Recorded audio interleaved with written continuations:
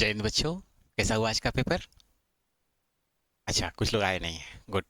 चलिए, जो लोग भी पेपर देखे होंगे, ठीक है, पेपर देखिए, सबको देखना चाहिए, चाहे आप लोग को अगले साल देना हो चाहे जो भी। आइए, हमने रीजनिंग का भी देख लिया, क्वेश्चंस काफ़ी इजी थे, सब सॉल्व करा दिया है।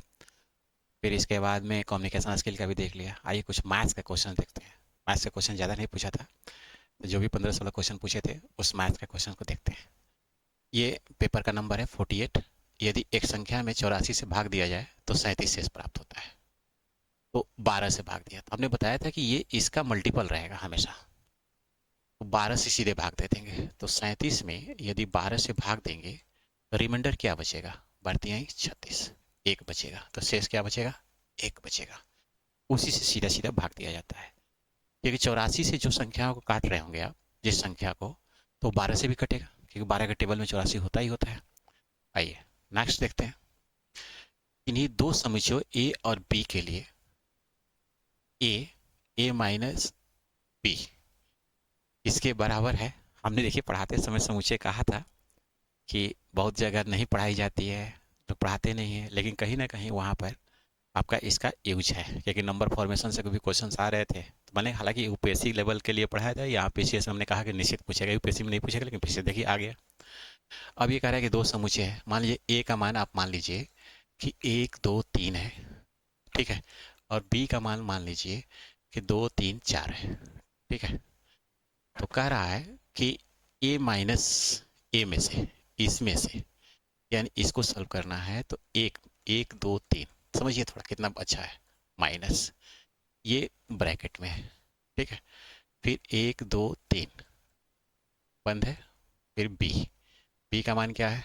2 3 4 है, 2 3 4 है। इसको जब घटाते हैं तो इसमें से क्या करते हैं?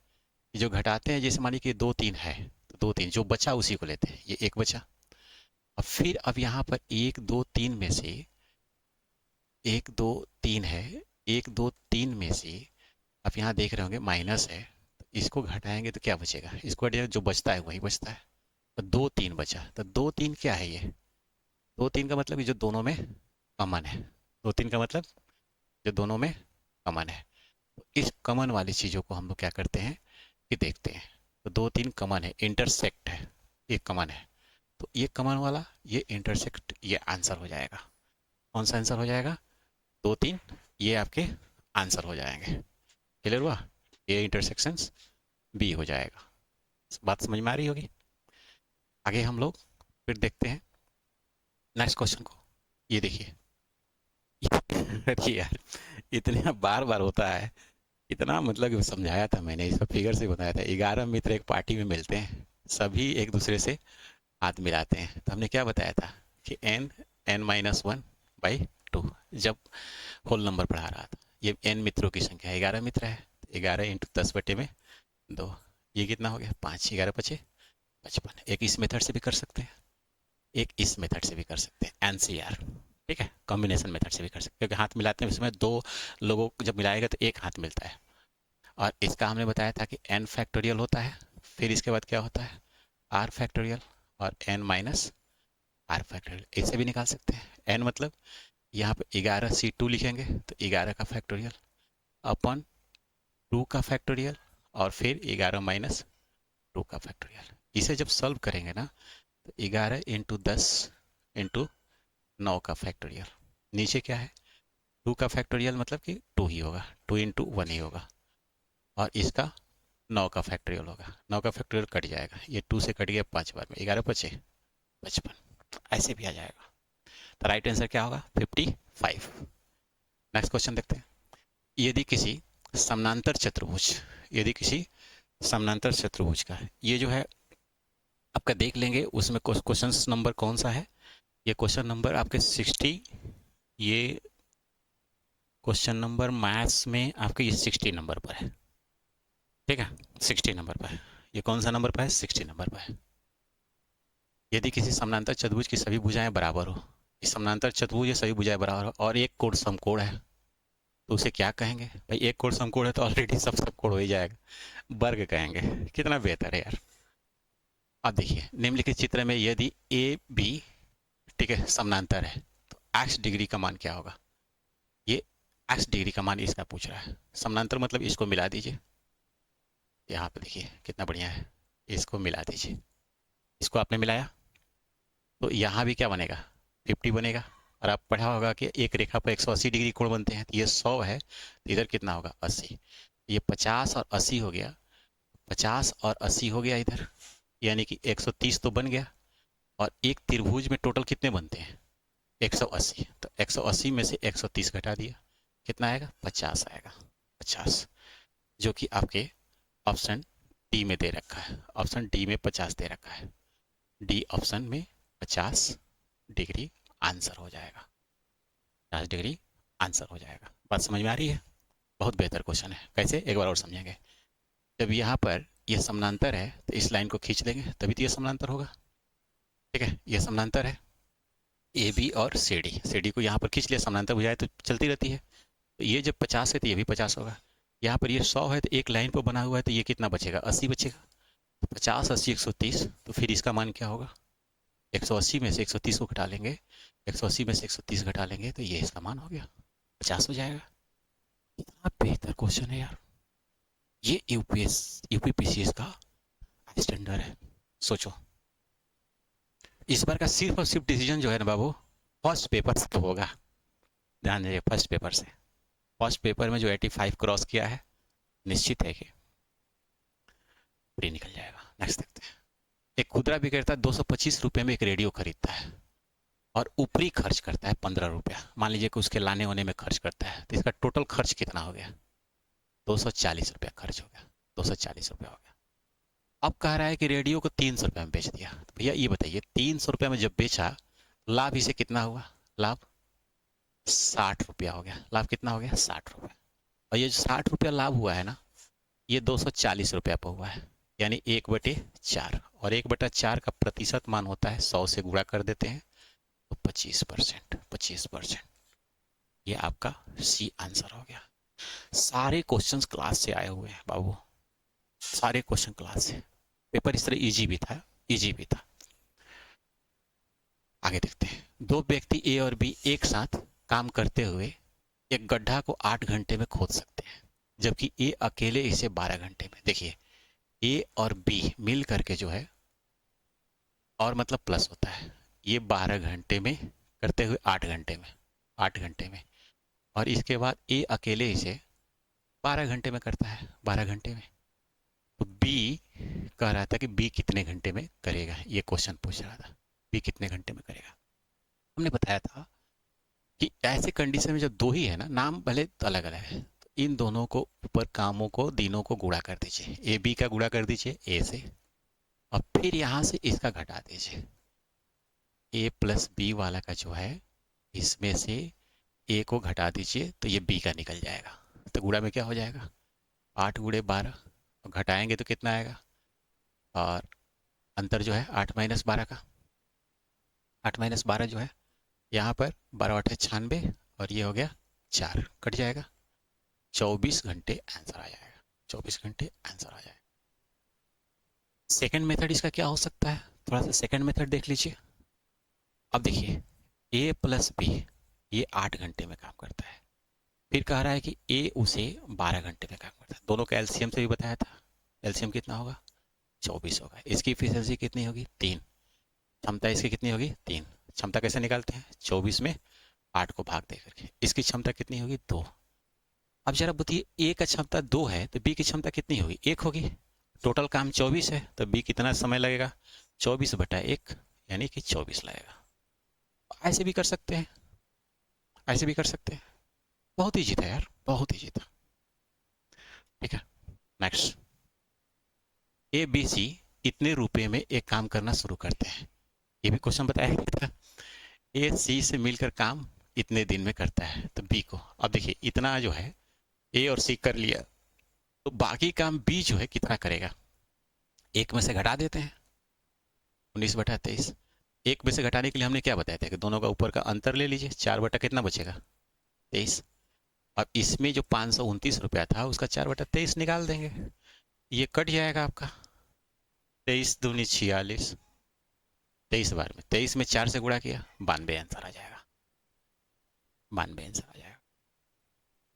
भाई ये काम दोनों मिलकर 19/23 कर रहे हैं, तो बी कितना करेगा, 1 में से घटा दिया 19/3, 4/23 आएगा, और 4/23 को इससे गुणा कर दिया। अगला देखते हैं, यदि किसी धनराशि पर 3 वर्षों के लिए 5% प्रति वर्ष, 3 वर्ष के लिए 5% प्रति वर्ष, तो 1200 रुपये हो जाते हैं, तो उसी अवधि पर चक्रवृद्धि ब्याज कितना होगा। तो देखिए, साधारण ब्याज क्या होता है, 3 वर्ष है, पहला वर्ष, सेकेंड वर्ष और थर्ड वर्ष, बताया था सब में बराबर होता है। ये 1200 रुपया है, तो 400 400 400 सब में क्या होता है, ये साधारण ब्याज होता है। ये यदि एसआई रहता, तो एसआई रहता तो ये होता, लेकिन सीआई में क्या होता है, एसआई में ब्याज पर भी ब्याज लगता है। इसका भी लगेगा कितना परसेंट, 5%।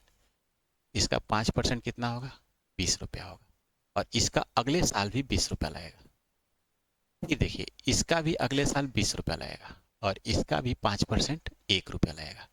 तो यहाँ पर लग गया एक्स्ट्रा 61 रुपया, यहाँ पर, यहाँ 41 रुपया लग गया, और यहाँ 20 रुपया, टोटल 61 रुपया एक्स्ट्रा लगेगा। और 1200 पहले से था, तो 1261 हो जाएगा आंसर। 1261 हो जाएगा। ब्याज पर भी ब्याज लगता है। प्रथम 400 वर्षों का, अगले 2 साल तक ब्याज जोड़ेंगे। प्रथम 400 वर्षों का, अगले 200 वर्षों तक 220 20 हो जाएगा। फिर इसके बाद में अगले दूसरे वर्ष का 4 वर्ष का फिर 20 ये हो जाएगा। फिर ये जो 20 है प्रथम वर्ष का, उसका भी जोड़ेंगे 1 रुपया, यानी टोटल ये 61 रुपये से बढ़ जाएगा।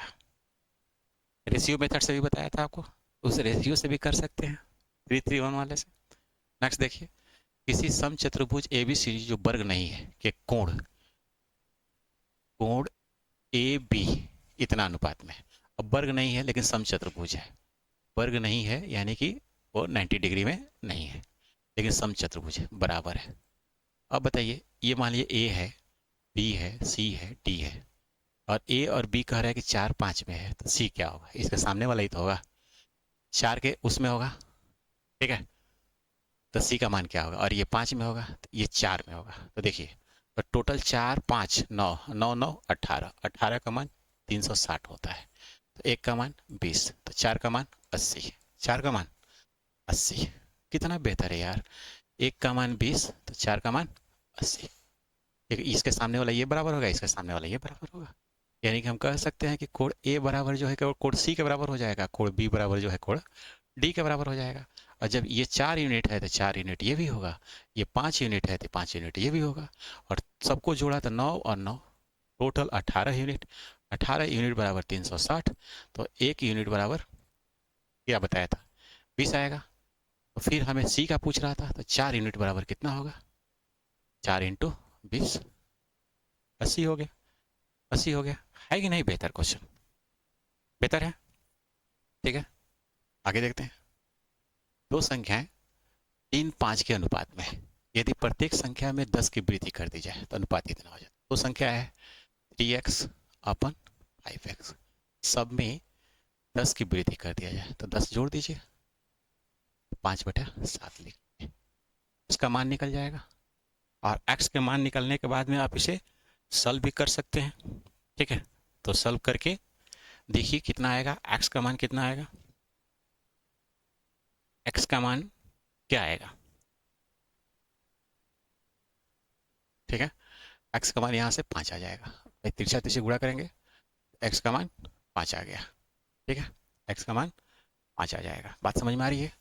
तो ये अपना क्लियर हो गया, x का मान 5, x equal to 5, x equal to 5, x equal to 5 है तो 3 का मान 15 और इसका मान 25 हो जाएगा, ठीक है। तो आंसर क्या होगा ये।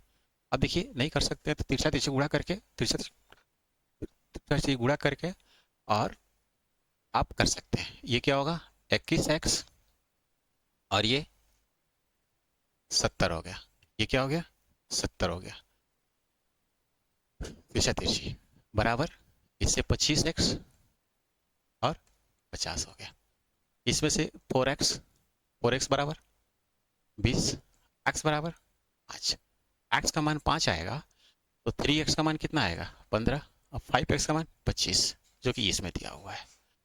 दूसरी चीज कि आप ऑप्शन से भी कर सकते हैं कि 10 जोड़ने के बाद में, देखिए 5 7 हो जाता है, तो 10 जोड़ने के बाद इसमें क्या होगा 25 होगा, 10 जोड़ने के बाद इसमें 35 होगा, जो इसका अनुपात 5:7 में है।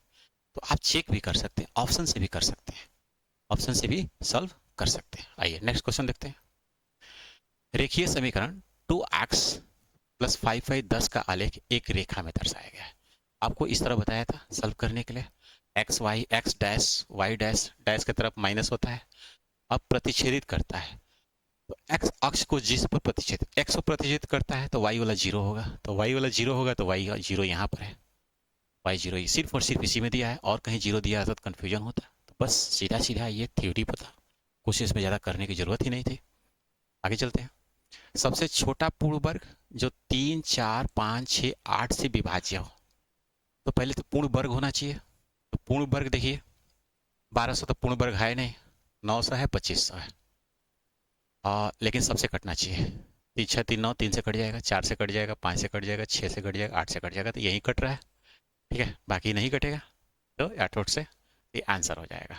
नेक्स्ट, 280 मीटर लंबी एक रेलगाड़ी, जरा बताइए, हमने बताया था ना कि एक टनल से क्रॉस कर रही है, तो और 60 किलोमीटर प्रति घंटे की गति से चल रही है, 220 मीटर लंबी एक सुरंग को पार कर रही है, तो रेलगाड़ी को कितना, देख लीजिएगा पेपर से क्वेश्चन, थोड़ा सा देखने में दिक्कत हो रही होगी क्योंकि स्कैन करके लिया गया है, तो कितने समय में पार करेगी। तो देखिए 60 किलोमीटर था, तो किलोमीटर को हमने बताया था बाबू कि किलोमीटर पर आवर से जब मीटर पर सेकंड बदलते हैं, मीटर पर सेकंड बदलते हैं, तो क्या करते हैं 5/18 से गुणा करते हैं, बताया गया था 5/18 से गुणा करते हैं, 5/18 से गुणा करते हैं। याद करने का तरीका भी बताया था कि ये बड़े से छोटे की तरफ जाएंगे तो 5 और 18 में छोटा 5 है, तो 5 के ऊपर रख लेंगे, इधर से आएंगे, जब इधर से आएंगे तो 18/5 से कर लेंगे।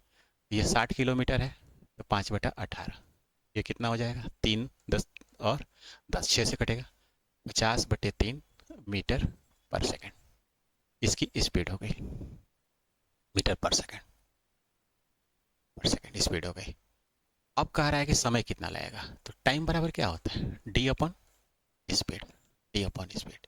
तो दूरी कितनी है 280 मीटर, पर जरा सोचिए कि एक टनल है, एक सुरंग है, ये सुरंग है, और इस सुरंग में एक ट्रेन जो है, एक ट्रेन ये इन कर रही है, ये ट्रेन है इन कर रही है, इसकी लंबाई 280 है, इसकी लंबाई 220 है, तो ये जब क्रॉस करके जब इधर बाहर निकलेगी ट्रेन, तो टोटल दूरी कितनी तय करेगी अपनी बॉडी के बराबर, मान लीजिए सुरंग है अपनी बॉडी के बराबर और प्लस सुरंग की लंबाई के बराबर, तो टोटल डी बराबर क्या हो जाएगा दोनों का प्लस, दोनों का प्लस करेंगे तो 500 आएगा, 500।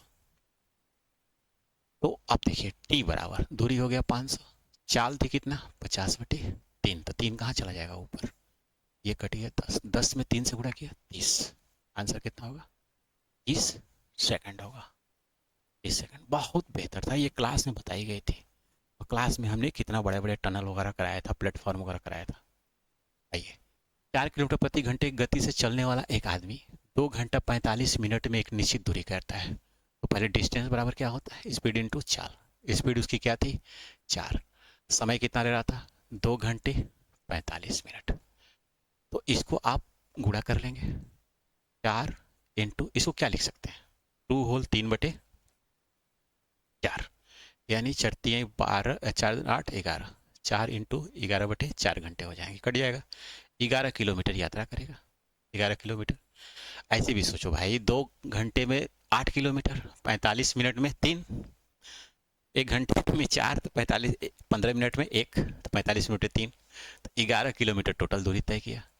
अब कह रहा है कि वो इतना घंटे से दौड़ने लगा 16:30 के हिसाब से, तो कितना समय लगेगा, तो टाइम बराबर फिर डी अपॉन स्पीड, दूरी 11 किलोमीटर था इसका, और स्पीड क्या हो गया था इसका ये 16.5 किलोमीटर प्रति घंटा, 16.5 से यहाँ पर क्या करेंगे भाग दे देंगे 16.5 से, तो ये जब भाग देंगे ना तो 3 बटे कितना आ जाएगा, अब ये भाग देख रहे होंगे, तो भाग देने पे कितना इसका आएगा, ये 5 पॉइंट उससे कट जाएगा, 5.5 से कट जाएगा, तो 2 बार में ये कटेगा, 3 बार में 2/3। और 2/3 घंटा का मतलब क्या होता है, 60 से गुणा करेंगे तो ये 20 से कट गया, 20 में 2 से 40 मिनट, 40 मिनट कितना होगा, 40 मिनट हो जाएगा, 40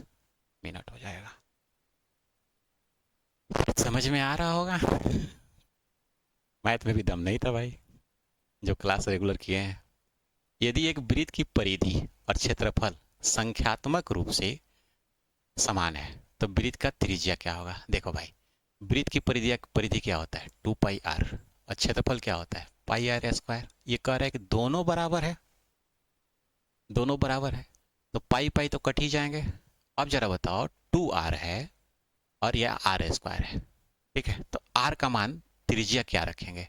तो त्रिज्या यदि हम यहाँ 2 रख देते हैं तो 2 × 2, 2 का स्क्वायर हो जाएगा, तो त्रिज्या यहाँ भी 2 का स्क्वायर हो जाएगा, तो त्रिज्या क्या आ जाएगा, 2 इकाई आ जाएगा। बात समझ में आ रही है। ये था सीसेट का पेपर्स के क्वेश्चंस, ठीक है। तो चलिए, यहाँ तक बात समझ में आई होगी तो थैंक यू, और फिर मिलते हैं आपसे नेक्स्ट क्लास में।